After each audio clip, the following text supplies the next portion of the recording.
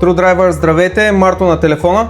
Здравейте! В началото на следващият месец летя от София с бизнес класа и ми трябва да стигна до летището с подобаващ превоз, но имам спътник. Няма проблем, значи правим резервация за двама, така ли?